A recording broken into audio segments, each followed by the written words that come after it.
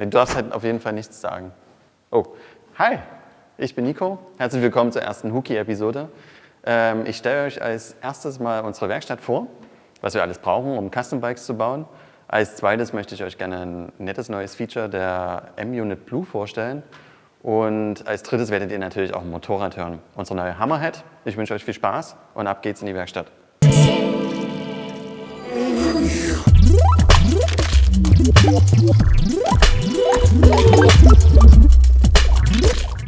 Gehen wir mal rüber in den Heavy Metal Floor. Hier verbringe ich meine meiste Zeit. Hier werden Tanks gebaut, Hecks gebaut, hier werden Sitzbleche geschweißt, geflext und geschliffen. Wir haben hier ganz viel Material, Stahl, Alu, bauen mittlerweile ganz viel aus Alu, bietet mehrere Vorteile. Wir können es polieren, es rostet nicht und es ist wesentlich leichter. Wir haben die Möglichkeit, Teile zu reinigen und in unserem Teilereiniger. Wir können Sand strahlen oder Glasperlen strahlen. Das macht meistens Christoph, weil mir macht das überhaupt gar keinen Spaß.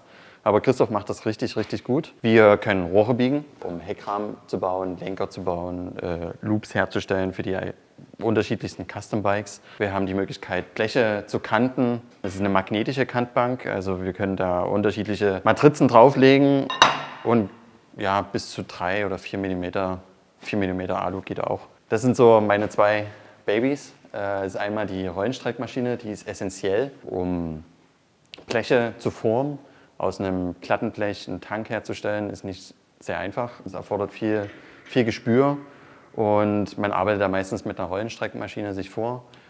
Kletthammer, super geiles Teil, extrem laut. Es sitzen meistens alle mit Gehörschutz hier in der Werkstatt. Hier kann man enorm viel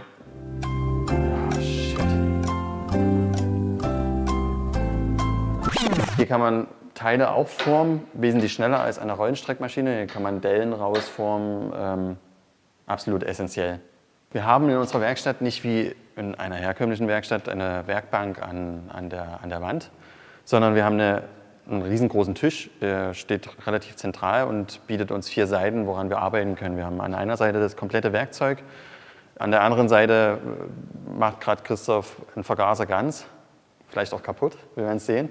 Hier werden Motoren instand gesetzt, hier werden Motoren zerlegt, hier werden Vergaser geputzt. Hier passiert enorm viel, eigentlich fast alles an diesem Tisch. Zeige ich euch noch unsere Werkbankpritschen, wo viele unserer Motorräder dann quasi zerlegt werden oder zusammengebaut werden.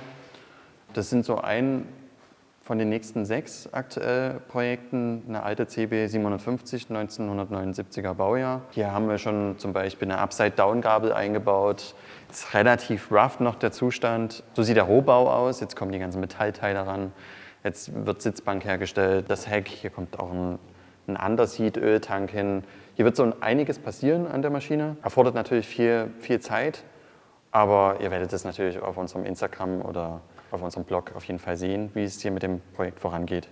Wir haben unsere Werkbänke so ein bisschen eingerichtet, dass wir unter der Werkbank all unsere überflüssigen oder neuen Parts hinlegen können und somit dann auch projektweise immer schnellen Zugriff haben auf die jeweiligen Teile, die wir gerade benötigen.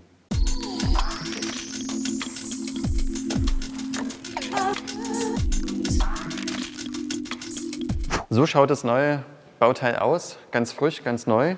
Wir hatten die Möglichkeit von MotoGadget eins der Modelle vor dem Verkauf zu bekommen. Wir haben viel damit rumgespielt, viel getestet.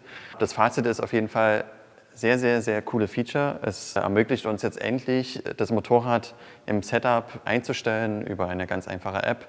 Wir können Wartungsintervalle einsehen, wir können Blinker einstellen, Bremslicht, alles, was ihr euch so vorstellen könnt. Wir können auch nicht nur ein Motorrad damit anlegen, sondern mehrere Motorräder.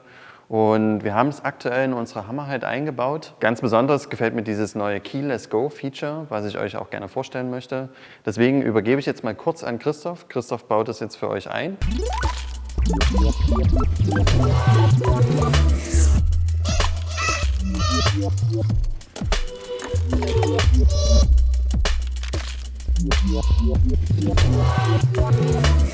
Kleiner Ortswechsel, wir nutzen das gute Wetter, es sind 5 Grad, es weht eine steife Brise, es ist super angenehm. Aber nichtsdestotrotz wollen wir euch natürlich die neue M-Unit Blue und der natürlichen Umgebung zeigen. Christoph hat die M-Unit erfolgreich verbaut und angeschlossen. Was ihr vorher natürlich machen müsst, um das Feature zu nutzen, ist eine erfolgreiche Kopplung der M-Ride App, die ihr über der MotoGadget Webseite downloaden könnt und alle Informationen dazu findet. Wenn ihr dies getan habt, dann könnt ihr letztendlich einfach loslegen. Ich zeige euch mal die App. So schaut die App aus. Ihr müsst natürlich Bluetooth anhaben an eurem Handy.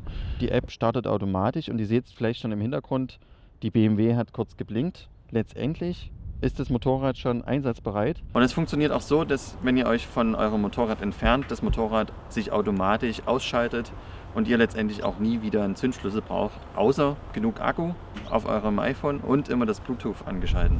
Ich hoffe, euch hat es gefallen. Ich nutze das gute Wetter und fahre jetzt noch eine Runde. Bis bald.